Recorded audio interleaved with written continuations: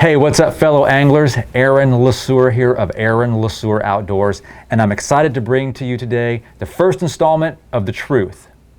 Now, I've created this show for the average angler, someone who wants to get out after work or on the weekends, maybe with the kids, maybe the significant other or some buddies, and just be able to go out and catch some fish. Now, the first segment of this show is going to be hosted right here on YouTube, and you're going to get 3 spots out on Folsom Lake where you can go out tomorrow and try some of the techniques that you'll learn right here on the show.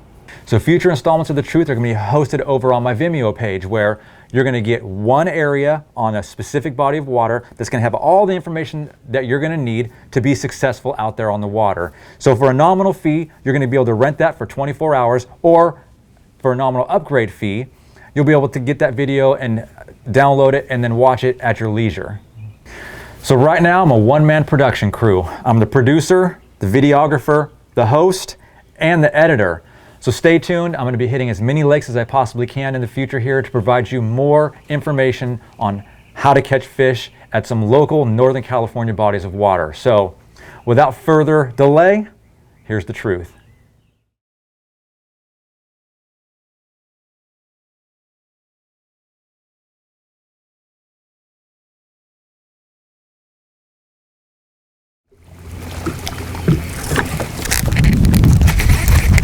That's a good one right there. Oh, he ate that underspin. Oh yeah. Now I want you to notice that I waited for that rod to load up before I set that hook, so I didn't pull it out of his mouth. I let that rod load up. Then I did a nice sweep set on him. I wanted to make sure he had that before. Oh, that's a nice one right there. Oh, he choked it too. Oh man, you know he wanted that. I mean, look at that. Absolutely, see if the focus gets on there. Absolutely just choked it. Okay, let's talk about this spot real quick. What we're doing is we're on the main south arm right here. I'm out here early to beat the boat traffic. Now, I've caught fish here in the past. I know they live here, but I had to get out here at a time where I could fish it, because during these morning hours, this area is nice and quiet. It's not going to be that way in a few hours. All the boaters here, it's summer. So basically we got a sheer rock wall that runs down the length of this with trees. You got just wood that's fallen in the lake. You've got rocks. And these bass can move up and down all day long on this spot. Oh man, he choked this good. It's really hard to get out of him right here. This is going to be a tough one. So they're moving up and down all day long on this spot. So I've already gone through here pretty fast with a drop shot, and I noticed on my graph, I'm going to have to waste this bait, on my graph that some of these fish were suspended out there. They weren't really aggressive on my drop shot. So I decided to come back through with this underspin and see if I could get some of those suspending bass to come up and attack this thing. Oh, great. Okay, we're back. It took me a second to get that out of its gullet. In a future video, if you guys leave a comment below, I can show you how to get a gullet hooked fish unbuttoned. It's pretty simple, but I can do that on a separate tutorial video here on the channel. I can show you guys when they get gullet hooked, an easy and simple way to get that out. But basically, let's go back to what I was talking about before I had that fish. I had to get that fish unhooked. We got this sloping, rocky, little bit of a cliff here. We're in a little bit of a canyon here on the south end. Now these fish are all up in here, anywhere from about 8 to 20 feet is what I've been seeing them on the graph. So at first I went through with the drop shot. They weren't really eating it very well. I saw them suspended, and I thought, well, maybe I'll come through here with an underspin to try to get some of those suspended fish to eat. Now, and one thing to note, I was going to show you guys, but I couldn't because I had to throw that fish back because he had parts of crawdad in him. So I'm going to run through here one more time with the underspin, and then I'm going to come back through here with a jig and see if maybe I can get some more bites on a jig.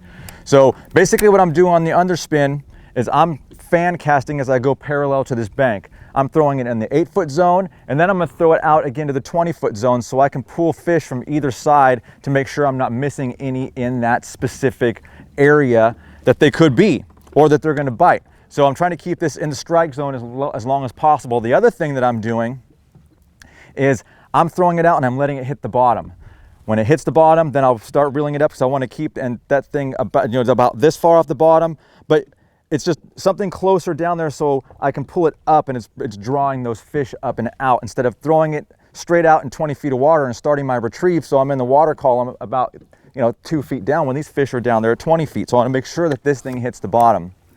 So let's get back to fishing here. Let's see if I can catch another one. Basically what I'm doing is I'll show you guys here with some drone footage. I'm running one end of the bank all the way to the point, just going up and back, making repeated passes through this area to try to keep getting more and more bites and more and more bites. And I'm trying to do this before the madness starts out here. So let's get back to fishing. All right, there's one. Oh, it's a good one too. Maybe not that good. Still a fish though.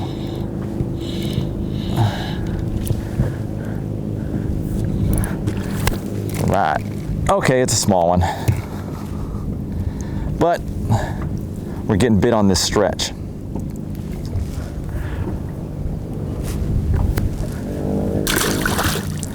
So again, he ate that Kitech. This is the Swing Impact, the 4-inch. And this is the, I believe it's the Golden Shad. I'll check for you here in a minute.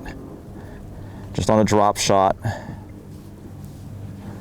Fishing down this rock ledge right here. And kind of fan casting as I make my way down this rock ledge.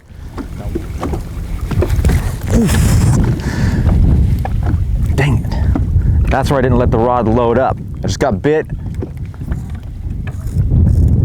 I got a little jumpy on it because I haven't had a bite for about 200 or 300 yards.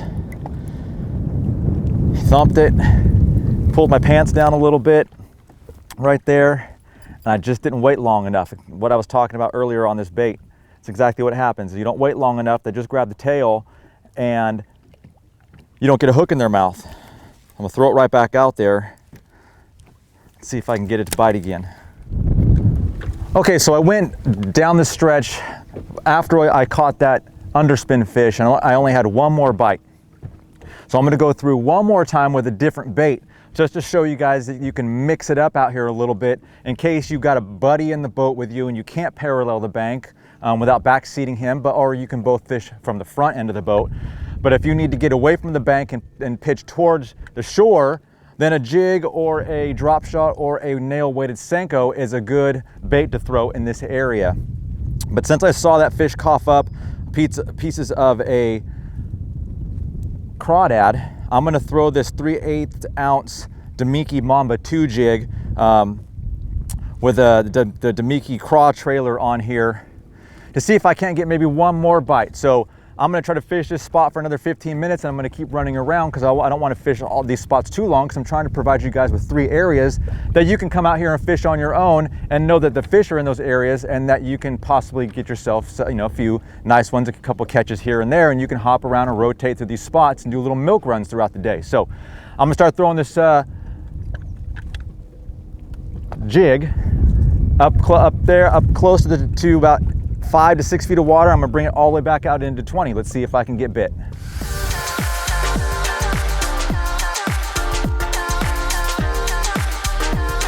Okay, so I went down that whole stretch. I got one bite on this and I made a mistake. A lot of times spotted bass, what they do when they nip at your jig is they're trying to kill it. So what I should have done was waited an extra second to make sure that my rod had some heavy weight on it before I set the hook. Because he grabbed it a couple times and dropped it, and then I set the hook and pulled it away from him. So I missed that bite. But these are the things that you need to be paying attention to out here on the water. So when I pulled that fish out of the water, it had a crawdad in its gut. So I thought maybe they're keying in on the crawdads, and I tried this bait. Now I just had the one bite. So we're gonna move on to spot number 2. It's starting to get a little later in the morning. I wanna get to these spots before the boat traffic out here gets too crazy. All right, let's head over. There we go. It's not big, but it's still a fish. Oh, I just threw my bait. And catching is more fun than not catching. That's a little smallmouth right there. So it's just the drop shot, the Kitech. Little smallie. I've only been here for a couple minutes. Started working down this stretch. It's basically directly across from the other side of the canyon. I'm doing the same thing. I'm going to start with a drop shot. I'm going to work my way down. Today's conditions are a little bit different than what we've had for the week. We've had extremely hot temperatures. It's been over 100 almost every day.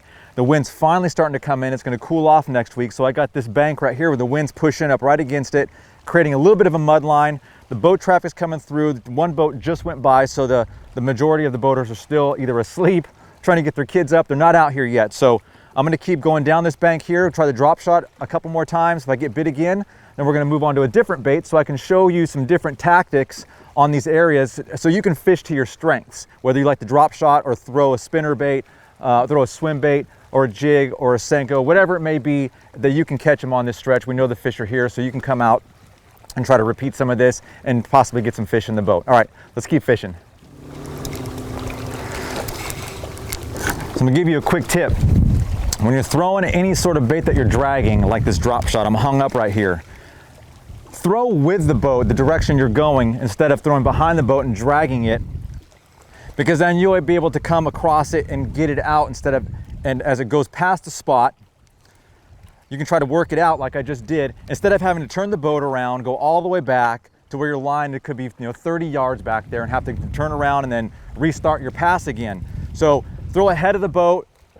If you get hung up, you feel it in there, don't yank on it, because then a lot of times you'll wedge that drop shot weight in there even tighter, or the hook, and then give yourself a chance. Get behind it, give it a couple tugs, give the line a snap, and a lot of times they'll just work themselves out, especially if you haven't really yanked on it and wedged it in some of these really chunky rocks that are over here. That'll save you a little time and a little bit of headache, because if you do get hung up and you end up having to retie the drop shot above the hook, it's just a pain in the butt, because it takes so long to retie this setup. Hopefully if you just get the weight hooked in there, it just pulls off like it's supposed to right there where it's pinched down. Oh, I was reeling that in and he ate it, getting ready to move. I saw some fish on the graph and wondering why I couldn't catch him. And I was reeling it up, he ate it. That's always fun. That's an unexpected bite. I'll stay on there. Oh, get up here. Oh, that's a decent one. So I switched it up. I went down this bank. Hey. Went down this bank with the drop shot, and I wasn't getting bit. So to mix it up, and I didn't get bit on that crawdad bait earlier, I'm throwing a nail-weighted senko, just to see if I can get something in their face that's gonna fall different, because the drop shot was getting small bites, but I keep seeing all these fish on the graph over here, and I'll take a screen image of this rock outcropping over here, and you can see exactly what I'm talking about. That's a pretty nice smallie right there. Oh, get bit. Yep. Oh, there it is. Oh my gosh, that's a good one. Oh, yep. He hit that on the fall, and I missed him, and then I killed it. Now it's important, if you miss a fish, sometimes just kill it. And a lot of times they'll go back down and get it, like this one did. Oh, that's a nice fish. It's a good looking smallie. Oh yes, aggressive. So my bait hit the bottom and he smacked it. And then I missed him. So then what I did is I killed it. Let that bait fall again. And then he was so aggressive and hungry, he went back for it. And he smacked it. Not as big as I thought he was. These rods, man, when they load up, it feels like you have a giant on there. It's awesome. So again, I did the same thing I did on the other side of the rock wall. I'm hugging it up tight. I'm throwing it out into about 15 feet of water. I'm letting it fall, hit the bottom, and then I'm doing a slow retrieve back to the boat. Nice and slow, so it's just kind of barely getting that tail to kick and that blade on the bottom to move to try to entice these bass to eat this. They're out here eating crawdads and they're eating shad. So again, we'll talk about rigging at the end. That's another fish on this stretch. I might have to throw one more cast before we go to spot number 3. All right, I'm gonna tell you guys why these 2 spots, or the 3 spots we're going to, are so good for summertime bass. These bass in the summer, when the water gets hot, it's almost 80 degrees, 79.5. They're like you and I, they've got to get in their comfort zone. They got to get to a spot that's got a lot of oxygen, where the water temps are comfortable for them. So they like to get on these sheer rock walls because they can move up and down throughout the day to feed and then go back down to that comfort zone that they're used to. Now this spot right here, just like the other side, it's got chunky rocks, it's got a sheer drop on it, and it's got a lot of lay down wood over here too. So it's got all the makings of a really good area for summertime bass. And it's got food over here. It's got the crawdads, and it's got the shad that get balled up and pushed up against these rocks when the wind is blowing. So let's move on. Spot number 3 before it gets too crazy out here. The boats are starting to show up. Let's take off. Finally. Oh, that's a good one.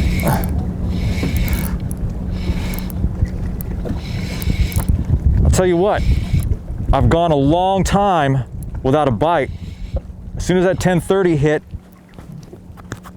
that bite just shut down on me. I went and ran a bunch of different stuff trying to get another spot on the main part of the lake, well, on the main part of the south arm before the 5-mile-an-hour buoy, before these boats got there, and I couldn't get anything to bite. So then I went to a couple coves, nothing.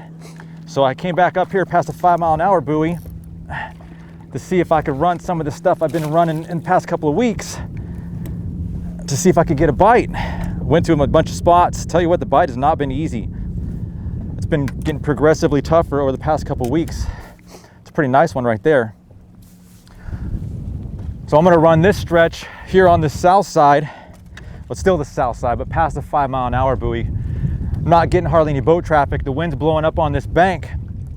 I started fishing this bank for about 5 minutes and I caught this nice one right here. So maybe I'm onto something over here. Spot number 3, you're gonna see on the time when I post it up how long it's been since I've actually got on a spot where I could get a bite and show you guys how to catch some fish and where to catch some fish. So I'll post that up. You'll see the waypoint here in a second. It's a pretty nice one though on a drop shot. All right, so we're wrapping it up. I went down this stretch through the drop shot. Then I came back and through the underspin, doing the same thing I've been doing all day, throwing it out deep, throwing it shallow, just kind of going down the bank and just fan casting it to try to get bites. Nothing else happened on this stretch. I got one good one here, so bite has not been wide open, but you can catch them. You just have to be patient, work your spot slow, and just be patient. You're gonna get a bite maybe 1 hour unless you get on an active school. So let's end the video. Let's talk about rigging, the baits, all the setups, and then wrap it all up.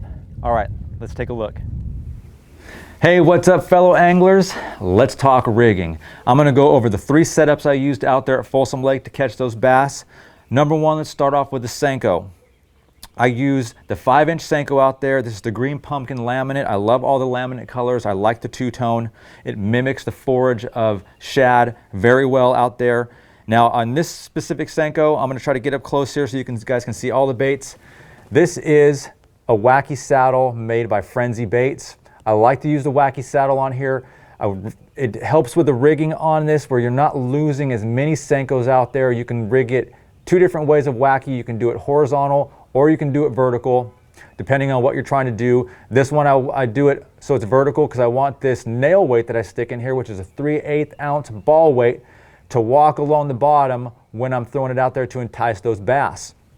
Now on a previous video, you may have seen that when I put these ball weights in there, here I also use an aim and flame to melt some of the material down that helps it stick in that bait a little bit longer. So that's a good tip to help keep the nail weights in the front of your bait a little bit longer. Now I did rig this up on a Fury series it's a Dobbins Rod Fury 703 SF. Plenty of backbone on this to get those big bass in.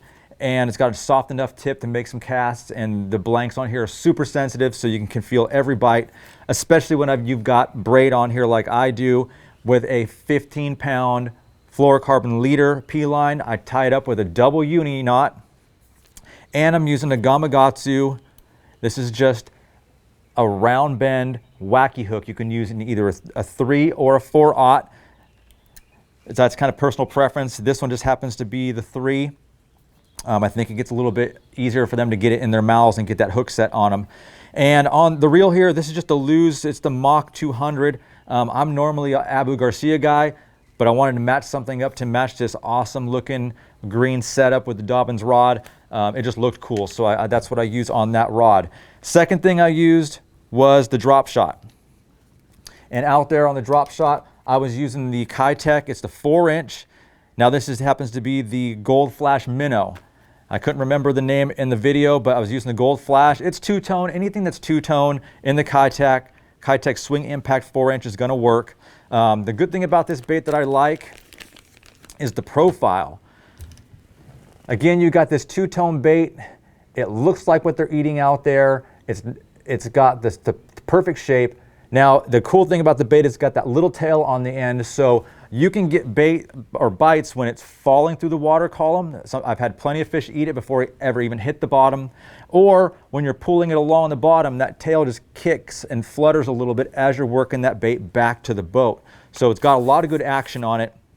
Now, I'm again throwing it on a Dobbins rod. This is the 683, and with an Abu Garcia Revo SX, again, 20-pound braid this is a 10-pound leader P-line. I've got a Demiki Viper. This is the 1/0 wacky hook on here. I've got about a 12 to 14-inch leader before it gets to this teardrop, just your standard lead drop shot weight. And that's the setup on the drop shot. Just pretty standard out there on that setup. Now here's the other one. The other rod that I used and bait was we talked about the underspin. Now this is the one that they got the bigger baits or bigger bites out there. And this is the Blade Runner underspin. It's a 3/8 ounce. It's got unpainted head on it. And I'm using that Kitech bait again on here. Now, I did mention in the video that I didn't know if they made the fat version. I actually am using the fat version. I didn't even realize it. So that's the Kitech Swing Impact. It's the Black Shad 3.8 inch, and it's the fat version. Now I'm going to show you how to rig this up real quick. The way I like to do it now, on these the Blade Runner jig heads, they're flat, and this is round. So I like to trim down one ring on this bait head here, make it flat so it's a little more compact on the bait, so it's easier for those fish to get. So what I'll do is I'm just going to trim the bait one ring down, trim the head off. Now I do see how it's flat on here. Now I like to trim and shave the sides a little bit so it just kind of goes through the water a little bit easier, and it's a little more streamlined on the bait. Real simple. You don't have to do it. It's just personal preference. Basically, I just a little diagonal on the bait. I'm going to shave one side off, and then I'm going to go and just kind of shave down the other side. And then what you'll do is I like to measure out exactly where the hook's going to come out on this bait, put it right down the middle, slide it on there. I want to make sure this is straight as I can get it, so the action in the water, this bait is going to be swimming true on the retrieve. Now the good thing about these Blade Runner baits is it's got an awesome little bait keeper right there. It'll help keep that bait on there longer so the fish aren't pulling it down. So you want to make sure that you squeeze it and get that bait so it goes right over the top of the bait keeper. Give it a little tug. Now it's snug. And then we've got a nice little compact bait that will go through the water column and entice those bass out there at Folsom. So on that setup, another Dobbins rod. This is the 733 split handle. And I've got, again, 20-pound braid on here, Revo STX reel. And this is also P-line fluoro with a double uni knot and 15-pound test. So those are all the setups that I used out there to catch all the fish that we saw on the video. If you have any questions, go ahead and leave me a comment in the section below. Questions on rigging, areas you'd like to see me fish, future lakes you would like to see me fish. And again, if you like what you see, give me the thumbs up, hit the subscribe button. We'll see you next time. So stay focused, fish hard, and I'll see you out on the water.